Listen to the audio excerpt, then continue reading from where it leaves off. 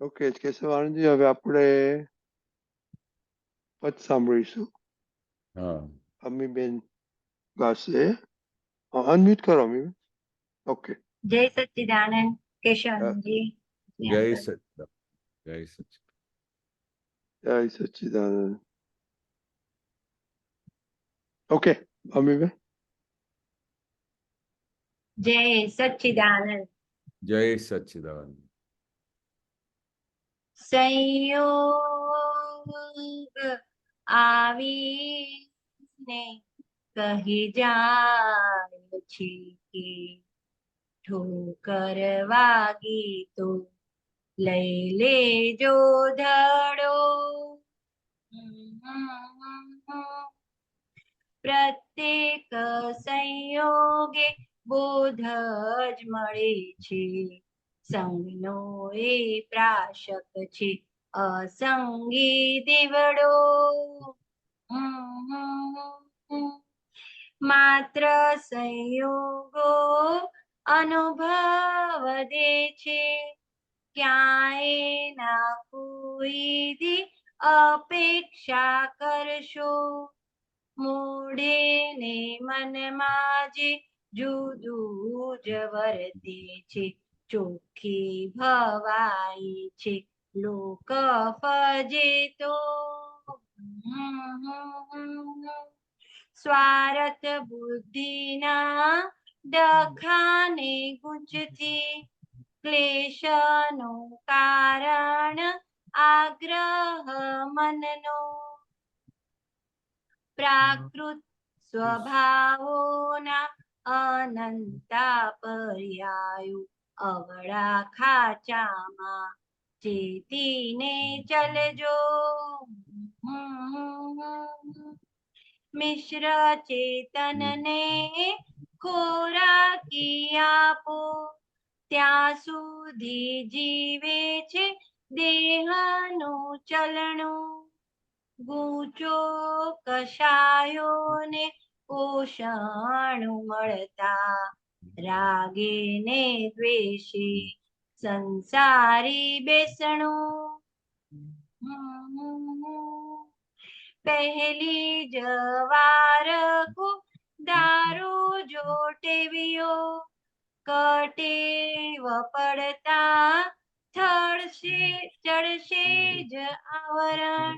પહેલી જ વાર દારૂ જો ટેવ્યો, કટેવ પડતા ચડશે જ આવરણ. આવું તો ચાલે કહી દીધી જ્યાં પુષ્ટિ, બુદ્ધિ વકીલાતે અહમનું રક્ષણ. દંડ જે વાગે છે પોતાની ભૂલના, કોઈને કોઈ દી દોષ ના દેશો. આપણે જ્યાં મળેલી ફરજો ચૂક્યા, ઊંઘ્યા ત્યાં ચોરોને જાગવા દેજો.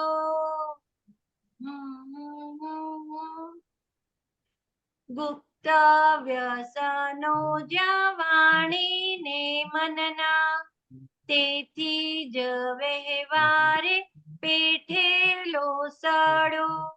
બીજાનો લાગે છે વાક ત્યાં છુપ્યો, કપટ બુદ્ધિનો ઢાંક પીછાડો.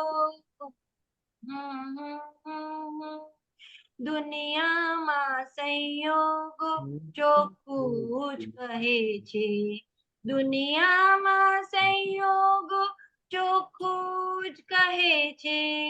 અમારી સાથે મમતા ના વિટશો, અમારી સાથે મમતા ના વિટશો.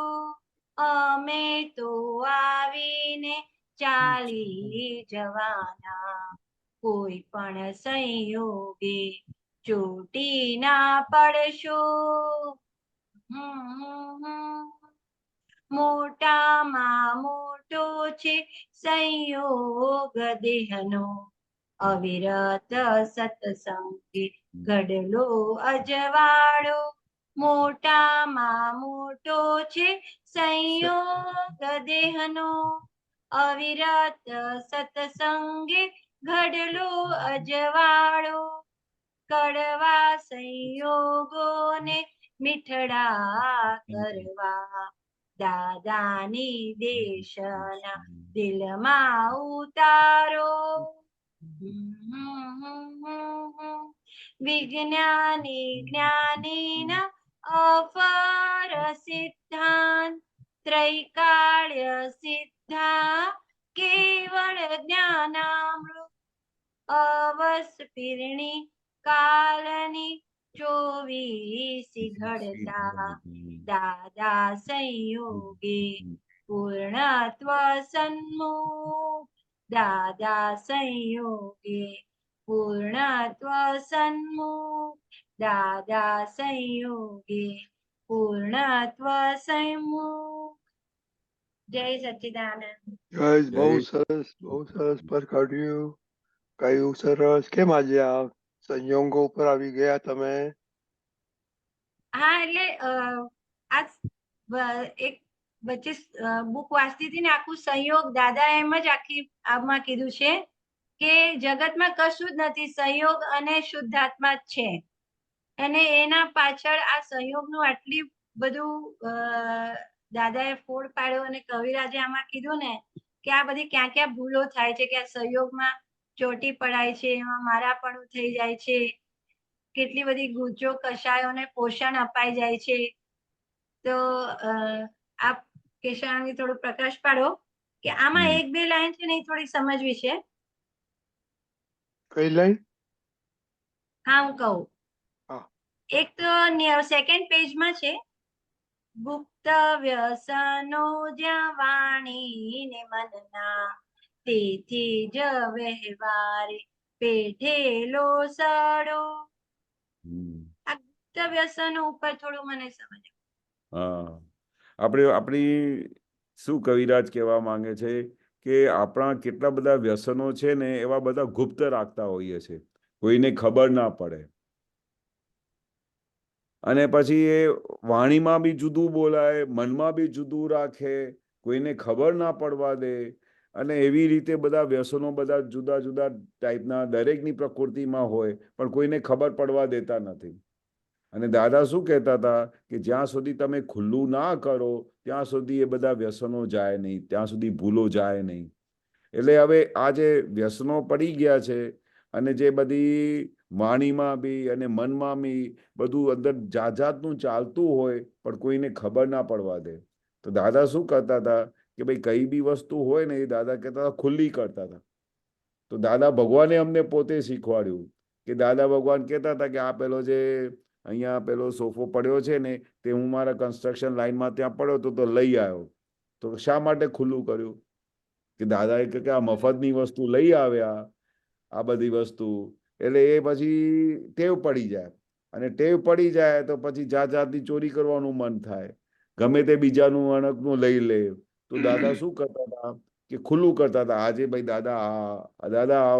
દાદા પોતે કહેતા હતા કે આજે હું આ લઈ આવ્યો ત્યાંથી.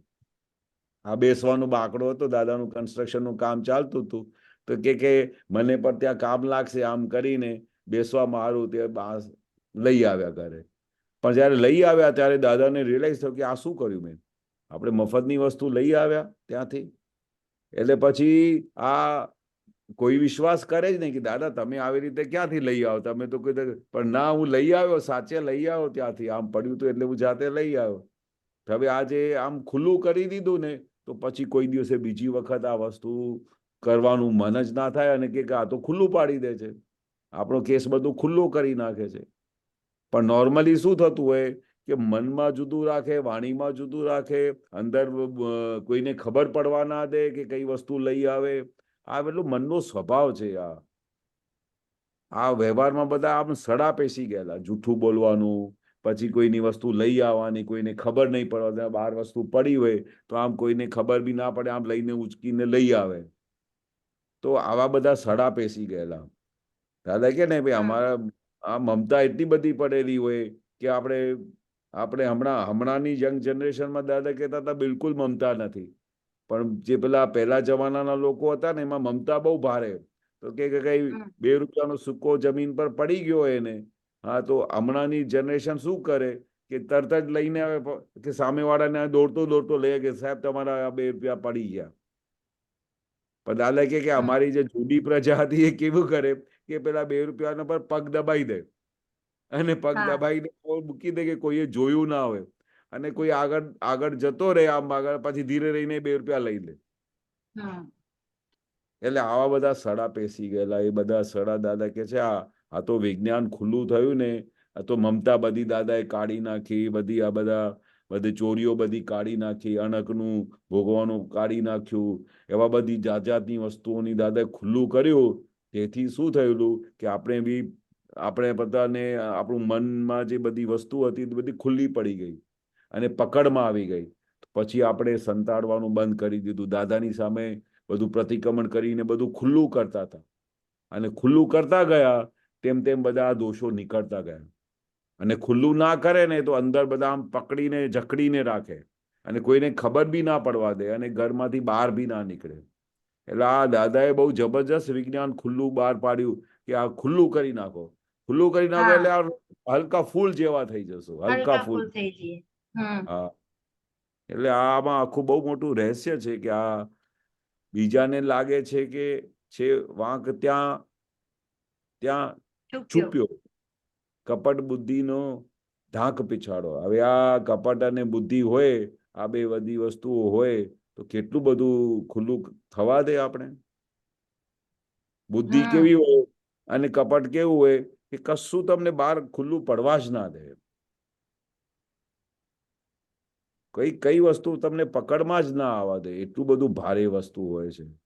પણ આ દાદાએ જયારે આ ખુલ્લું કરવાની વાત કરી ને, ત્યાં બધું કપટ બી જતું રહ્યું, બધા બુદ્ધિ સીધી થઈ ગઈ, બુદ્ધિબેન એકદમ નોર્મલ થઈ ગયા, અને બધું ઢાંકવાનું બધું બંધ થઈ ગયું, અને બધી રીતે આપણે ખુલ્લું કરવાનું શરૂ કર્યું. ત્યારથી જ બધી વસ્તુઓ, ત્યારથી દાદા કે આખું આમ અંદર ખાને જે બધું આનંદનો ઉભરકો થયો ને, ક્યારે થયો કે જ્યારે અમે દાદાની પાસે ખુલ્લું કર્યું. દરેક વસ્તુ ખુલ્લી કરતા દાદાને, એક બી વસ્તુ છુપાવતા નહીં. કારણ કે આપણે તો ખબર પડી ગયેલી કે દાદા તો આરપાર જુએ છે, દાદા તો જાણે છે બધું. જ્યાં સુધી ખબર નહોતી ત્યાં સુધી સંતાડ કરેલું, પણ જ્યારે ખબર પડી ગઈ કે દાદા ખાલી દાદાની સામે અમે બેઠા છીએ તો અમારી અંદર શું ચાલે છે તો દાદાને બધી ખબર પડે છે, તો પછી શું સંતાડવાનું. પછી તો દાદા પાસે અમે ખુલ્લું કરવાનું શરૂ કર્યું કે દાદા આવું થાય છે, દાદા આમ થાય છે, દાદા આમ થાય છે. અને પછી દાદા ધીરે ધીરે દરેક વસ્તુમાંથી અમને બહાર કાઢતા ગયા, અમને અમારી વિધિઓ કરતા ગયા, અમને નવી નવી શક્તિઓ આપતા હતા. કારણ કે એક વખત તમે ખુલ્લું કરો એટલે તમે એક મધરની સામે એક નાના બાળકની જેમ તમે ખુલ્લું કરો તો મધર કેવી રીતે પ્રોટેક્શન કરે, એવું દાદા ભગવાન અમને માની જેમ રાખતા હતા અને આખું પ્રોટેક્શન કરતા હતા. અમારું એક એક વસ્તુમાંથી બહાર કાઢેલું, બધી વીકનેસમાંથી બહાર કાઢતા હતા, દરેક વસ્તુમાંથી બહાર કાઢતા હતા. ત્યારે તો પછી આ બધું આનંદનો ઉભરકો થયો. ત્યાર પછી દાદાની વસ્તુ પકડમાં આવી, ત્યાર પછી દાદા માટે અહોભાવ ભાવ થવાનું શરૂ થયું. કારણ કે જ્ઞાની પુરુષ ચાહે કરી શકે તો અમારી તો બધી વસ્તુઓ આમ હળહળાટ ઉડી જતી હતી.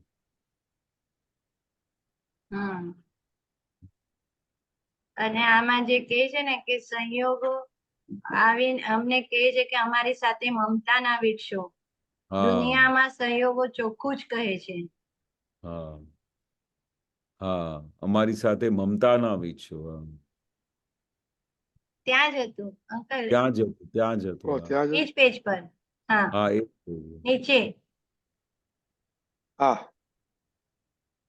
દુનિયામાં સંયોગો ચોખ્ખું જ કહે છે અમારી સાથે મમતા ના વીટશો, અમે તો આવીને ચાલી જવાના. કોઈ પણ સંયોગ ચોટી ના પડશો. હા, હવે આમાં તો બહુ મોટું રહસ્ય છે કે દુનિયામાં સંયોગો શું કે તમને સંયોગ કોઈ બી આવે તો છેવટે તમને આવીને જ્યારે જાય તો તમને કઈ ને કઈ તો રિઝલ્ટ આપીને જાય કે ના આપીને જાય. રિઝલ્ટ આપે ને તો એ દરેક સંયોગ તમને કઈ ને કઈ બોધ આપશે. દરેક સંયોગ તમને કઈ ને કઈ રિઝલ્ટ આપશે, દરેક સંયોગ તમને કઈ ને કઈ શીખવાડીને જશે. એટલે અને પછી આ સારો સંયોગ આવી ગયો, આપણે કોઈની સાથે બહુ ફાવતું હોય, કોઈની સાથે બહુ સારું લાગતું હોય, કોઈ સંયોગમાં કોઈની સાથે બહુ વધારે આનંદ આવતું હોય, તો ત્યાં ચોટી પડવા જેવું નથી. કારણ કે જે સંયોગમાં તમે ચોટી પડશો તો તમારો બધો ઉપયોગ જતો રહેશે. આપણું મેઇન ધ્યેય તો કઈ જુદી વસ્તુનું છે. આપણે કોઈ બી સંયોગોમાં બેસી નથી રહેવાનું. કોઈ સંયોગ એવો આવે કે તમને બહુ ઇઝી ઝોનમાં લઈ જાય, તમને ખૂબ આનંદ થાય, તમને બહુ નિરાંત રહે. પણ જો ભારે સંયોગ આવી જાય તો બધું જતું રહે કે ના જતું રહે? બધું જ હા. એટલે સંયોગોમાં આપણે ક્યાં બેસી રહેવાનું? આપણે તો પોતાના સ્વમાં બેસવાનું છે. તો આપણે સંયોગ શું છે, એ તો આપણે એક સંયોગ આવીને જતો રહે છે. સંયોગો બધા વિયોગી સ્વભાવના છે. કોઈ બી સંયોગ કાયમ રહેતો નથી, અને દરેક સંયોગો વિયોગી સ્વભાવના છે. તો આપણું ધ્યેય શું હોવું જોઈએ? આ સંયોગ આવ્યો તો એને જોયા કરો. આ દાદા મોટામાં મોટું સિક્રેટ શું આપતા હતા કે નિરંતર પોતે જ્ઞાતા દ્રષ્ટા સ્વભાવમાં રહો. નિરંતર સંયોગોમાં તમે ડિઝોલ્વ થઈ ગયા, યા તમે એમાં અંદર ઇન્વોલ્વ થઈ ગયા, તો તમને કઈ ને કઈ રીતે તમને કઈ રિઝલ્ટ હાથમાં આપીને જશે. પણ તમે એને જોયા કરશો, એને ઓબ્ઝર્વ કરશો, તો એમાંથી તમે નિરંતર છૂટા રહેશો. આપણે હવે પોતાના તત્વદ્રષ્ટિમાં આવવાનું છે કે ભાઈ આ સંયોગ તો ગમે તે હોય તે આવીને જ જતો રહેવાનો છે. અને દરેક સંયોગમાંથી આપણે શું કરવાનું છે? એમાંથી બોધ લેવાનું છે કે આ સંયોગમાં શું થયું, તો ભાઈ આપણું આ સંયોગમાં આપણે ઇન્વોલ્વ થયા તો આપણું અંદરનું સુખ જતું રહ્યું. આમાં આપણે આવી રીતે આપણો ટાઈમ પસાર થઈ ગયો. આપણે આ સંયોગ બહુ સારો લાગ્યો બેનપણીનો, બરોબર, એ તમને બહુ ગમે છે, એમની સાથે રહ્યા તો તમને એ સંયોગ બહુ સારો લાગ્યો, પણ એમાંથી તો આપણે કેટલું નુકસાન થઈ ગયું. દાદા કે એક સેકન્ડ પણ ઉપયોગ વગર રહેવા જેવું જગત નથી આ જ્ઞાન મળ્યા પછી. તો આપણો આ બધો સંયોગ સારો હતો તો એમાં તો આપણે બધું ભૂલી ગયા, આત્મા બધું ભૂલી ગયા. કારણ કે પેલો સંયોગ ગમ્યો, તમારી બેનપણીનો સંયોગ તમને ગમી ગયો. ઘણા બધા એવા સંયોગ આવે છે જ્યાં આમ મન ચોટી જાય. કઈ આપણે કોઈ સારી વાત કરતું હોય, કઈ આમ એન્ટરટેનમેન્ટ ની કઈ ટીવીમાં પણ એવું કઈ આવી જાય સ્ક્રીનમાં, તો 2-4 મિનિટ ત્યાં ઉભા રહી જાય, જોઈ લઈએ, એવું થઈ જાય. પરફેક્ટ. હવે હમણાં આજે બપોરે આ ઇલેક્શન નું હતું તો કન્ટિન્યુ કેટલું બધું ટાઈમ એમાં જોવામાં વયું ગયું. રિઝલ્ટ જોવામાં બધા ઘરે જોવા એટલે આપણે બેસી જઈએ. અને આપણે જે ઉપયોગ ના હોય ને, તો અમને તો યાદ બી નથી કે આજે કઈ ઇલેક્શન નું પેલું એ થવાનું છે. આ તો તમે હમણાં વાત કરી ત્યારે ખબર પડી. તો અમને શું હોય કે ચાલો આમાં શું ટાઈમ પાસ કરવાનું, બધું જે કઈ આવશે તો કાલે ખબર બી પડશે, બધું કરશે, પણ આપણું ટાઈમ ક્યાં જતું રહે છે? હવે તો શું થાય છે, હવે તો વૈરાગ આવે છે કે આપણે આમાં બેસી રહીએ ને, કારણ કે એ વસ્તુમાંથી આપણે મળવાનું છે શું? જે હકીકત છે તે સામે આવવાની છે, એ કાલે આવવાની છે, થઈ ગઈ, પછી એમાંથી શું તારણ કાઢવાનું હોય? આપણે દાદા કે છે ને કે પોતાના સ્વમાં સિવાય બીજે ક્યાંય બેસવા જેવું નથી. જેને આ જ્ઞાન મળ્યું છે, જેને આખું વિજ્ઞાન મળેલું છે, એને તો એક સેકન્ડ માટે બી આમાં એવું વૈરાગ જેવું આવે, વૈરાગ જેવું લાગે. આત્મા સિવાય બીજું સુખ છે ક્યાં આપણી પાસે? આત્મા સિવાય ક્યાં સુખ છે બધું? એટલે આ ટેમ્પરરી બધી સંયોગોને ટેમ્પરરી જાણવું, અને બધામાં સંયોગ આ કેમ આવ્યું, એમાં કયું પ્રકાશ કામ કરે છે, કયું જ્ઞાન કામ કરે છે, કે રાગ છે કાં તો દ્વેષ છે, એ બે વસ્તુ તો હોય જ. પણ આ દાદા કે છે ને કે કડવા સંયોગોને મીઠડા કરવા દાદાની દેશના દિલમાં ઉતારો. દાદાની દેશના શું છે કે આ સંયોગો વિયોગી સ્વભાવના છે. સંયોગ આવે છે તો કઈ ને કઈ બોધ આપીને જાય છે. કડવા સંયોગ આવે તે વખતે ગમતું નથી. એટલે દાદા દરેક વખતે દરેક વાક્યમાં કેટલું બધું પોઝિટિવ કરવા માંગે છે. મીઠા સંયોગ આવે એમાં રાગ ડેવલપ થઈ જાય, કડવા સંયોગ આવે તો દ્વેષ થઈ જાય. તો દાદા શું કહે છે, કડવા સંયોગ આવે તો એને મીઠડા કરી દેવો. મીઠડા કરી દેવાના. હા, એટલે દરેક વખતે આપણે પ્લસ માઇનસ કરવાનું છે. આ વિજ્ઞાન મળ્યા પછી, આ સમજણ મળ્યા પછી દરેક ક્ષણે પ્લસ માઇનસ કરવાનું છે કે ભાઈ આવું કરવાથી શું થશે, આમ કરવાથી આપણો ટાઈમ જશે, આમ કરવાથી આપણે ઉપયોગમાં રહીશું, આમ કરવાથી આપણું અંદરનું સુખ ઉભરાશે, આમ કરવાથી આપણે ધીરે ધીરે જ્ઞાનની પ્રગતિ થશે. એવી રીતે આપણે ઓલ ધ ટાઈમ આપણે અમીબેન સાથે વાતચીત કરવાની છે કે ભાઈ આમાં તમે અમને શું મળ્યું, આ બધા આમાં આટલું બધું ટાઈમ કાઢ્યું, એમાં તમને શું લાભ થયું, કેટલા અબજો રૂપિયા કમાયા આજે તમે. એવી રીતે વાતચીત કરવાથી અને એમને સમજણ પાડવાથી શું છે, જાગૃતિ વધતી જાય, જબરજસ્ત જાગૃતિ વધે. અને વાતચીતનો વ્યવહાર તો દાદાએ બહુ સરસ બનાવ્યું છે, બહુ સરસ ચાવી આપેલી છે. કારણ કે એમાંથી શું થાય કે તમે છે ને પેલા ડિઝોલ્વ થવાનું, ઇન્વોલ્વ થવાનું તમારું રોકાઈ જાય. વાતચીતનો વ્યવહાર કરો એટલે તરત જ તમારે જાગૃતિ આવી જાય. વાતચીતના વ્યવહારથી તમારે દરેક વસ્તુ હાથમાં પકડમાં આવે કે આ કોની ભૂલ હતી, આ શા માટે આપણે ટાઈમ બગાડ્યું, આ શા માટે આપણે આ બધું વેસ્ટ કર્યું બધું. એટલે આવી રીતે આ દાદાના દરેક વાક્યને પકડીને આપણે આપણું તારણ કાઢીને આપણે પ્રગતિ કરવાની છે. બરોબર. હા, એટલે આપણો ઉપયોગ ક્યાં ક્યાં વેસ્ટ થાય છે ત્યાં વધારે ફોકસ રાખવાનું. હા, ઉપયોગ આપણું બહુ જતું રહે છે, ખબર નથી પડતી કે આપણે આપણું ટાઈમ ક્યાં નીકળી ગયું.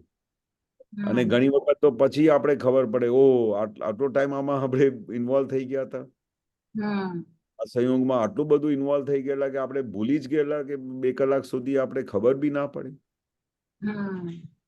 એટલે આવી રીતે જાગૃતિ આપણે વધારવાની છે. બીજું છે અમીબેન? હા, બસ એટલે આ જે પેલું પેજ છે ને એમાં એક આ દાદા એમ કે છે, સ્વાર્થ બુદ્ધિના ડખાને ગુંચથી ક્લેશનું કારણ આગ્રહ મનનો. ફર્સ્ટ પેજ નીચે 12મી લાઈન છે. પ્રાકૃત સ્વભાવોના અનંત પર્યાયો. હા, પ્રાકૃત સ્વભાવોના અનંત પર્યાયો અવળા ખાચામાં ચેતીને ચાલજો. હા, આપણા પ્રાકૃત સ્વભાવના અનંત પર્યાયો, કે એક પર્યાય નથી, આપણી પ્રકૃતિના કેટલા બધા પર્યાયો હોય છે. પ્રકૃતિનો સ્વભાવ કેવો હોય, કેટલા બધા પર્યાયોથી ભરેલી છે પ્રકૃતિ. અને એ સ્વભાવમાં આપણે શું જાગૃતિ રાખવાની છે કે અવળા ખાંચામાં ચેતીને ચાલજો. આપણે ખબર પડે કે આ મોટો ખાડો છે તો આપણે એના ઉપરથી ચાલીએ છીએ કે બાજુમાંથી નીકળી જઈએ છીએ? હા, બાજુમાંથી વહી જાય. હા, એટલે અવળા ખાંચા પડે, અવળા રસ્તા પડે તો આપણે કેટલી બધી અલર્ટનેસ આવી જાય. કારણ કે આપણે નથી દાદા કહેતા કે પેલા બેંકમાંથી પૈસા કાઢીને નીકળ્યા હોય તો ઉપરથી બોર્ડ લાગેલો હોય ચોરો પાસેથી સાવધાન, તો તમે શું કરો, પોકેટે દબાઈ દો. એટલે પછી આમ દબાઈને ધીરે ધીરે ગલીમાંથી નીકળી જાઓ કે ના નીકળી જાઓ. કારણ કે આપણે તો સારી આપણી મૂડી બચાવવાની છે. તો આવડા ખાંચામાંથી આપણે ચાલતા હોઈએ તો દાદા શું કહે છે કે આપણે તો સારું એટલું બધું કાર્ડની બલિયારી છે કે આપણે ખબર બી નથી પડતી કે આપણે અવળા ખાંચામાંથી પસાર થઈ રહ્યા છે કે સવડા ખાંચામાં જઈ રહ્યા છે. આટલી જાગૃતિ નથી. પણ આ ખુલ્લું કરે છે કે ભાઈ તમને ખબર પડે કે આ આવડા ખાંચા છે તો ત્યાં ચેતીને ચાલવું જોઈએ, ત્યાં આંખ બંધ કરીને ચાલવા જેવું નથી, તો આખી મૂડી તમારી જતી રહેશે. એટલે અવળા ખાંચામાંથી ચેતીને ચાલજો. ત્યાં પછી આમ નીડર નહીં થઈ જવાનું કે મને તો કઈ વાંધો નથી, હું તો બહુ આમ પાકો છું, મારે તો બહુ જાગૃતિ છે. આમાં દાદા કહે છે કે આવી રીતે બધી કોન્ફિડન્સથી રહેવા જેવું જગત નથી, બહુ જાગૃતિ રાખવા જેવું જગત છે. એટલે આખી આપણી મૂડી જતી રહે. એટલે આ બધા આપણે કેટલા બધા પર્યાયો છે આપણી આ પ્રકૃતિના, પણ એમાંથી આપણે અલર્ટ થઈને દરેક સંયોગમાં જાગૃતિ રાખીને એમાંથી નીકળી જવાનું છે. આપણે આપણી સેફ સાઈડ કરીને નીકળી જવાનું છે. આપણી સેફ સાઈડ ક્યાં છે? તો ભાઈ દાદાની આજ્ઞામાં રહેવા જેવું છે. દાદાની સેફ સાઈડ ક્યાં છે કે દાદાના કયા હમ. પ્રમાણે જીવન કાઢવાનું છે. દાદાએ કહ્યું એ કે ભાઈ આ રસ્તે માર ખાશો તો આપણે ત્યાં એ રસ્તામાં જવા જેવું નથી. બહુ જાગૃતિ રાખવા જેવું જગત છે. હમ. અને આવા તો અલર્ટનેસ તો દાદાએ બહુ કરેલી છે. લક્ષ્મી હમ. સંબંધી અલર્ટનેસ કરી છે, વિષયો સંબંધી અલર્ટનેસ કરી છે, હમ. પરપુરુષ હમ. પરસ્ત્રી સંબંધી, એ બધા આડા ખાંચા છે, અવળા ખાંચા હમ. છે. ત્યાં દાદાએ, એટલે એમાં બહુ બધું મોટું રહસ્ય છે, જ્યાં દાદાએ વારે ઘડીએ અલર્ટનેસ કરવા માટે કહ્યું છે કે આ ખાંચામાં બહુ સંભાળીને ચાલજો, નહીં તો અહીંયા કોઈ તમને બચાવી નહીં શકે. હમ. હા, આ બહુ બહુ ભારે ખાંચા છે, બધા અવળા ખાંચા છે. એટલે ત્યાં ચેતીને ચાલજો, કારણ કે તમારું અંદરનું સુખ જતું રહેશે, તમારો દાદાનું આટલો મોટો ખજાનો હાથમાં આપેલું છે એ જતું રહેશે, બધું જતું રહેશે. દાદા બી પોતે હમ. જવાબદારી લેતા નથી. એટલે બરાબર. આપણે દાદાના ઈશારામાં સમજી જવા જેવું છે આ જગતમાં કેવી રીતે રહેવાનું છે. હમ. બરાબર. સરસ. બરાબર બરોબર. કવિભાઈ? હા હા અંકલ. જય સચ્ચિદાનંદ. જય જય વેરી ગુડ, જય સચ્ચિદાનંદ. જય સચ્ચિદાનંદ.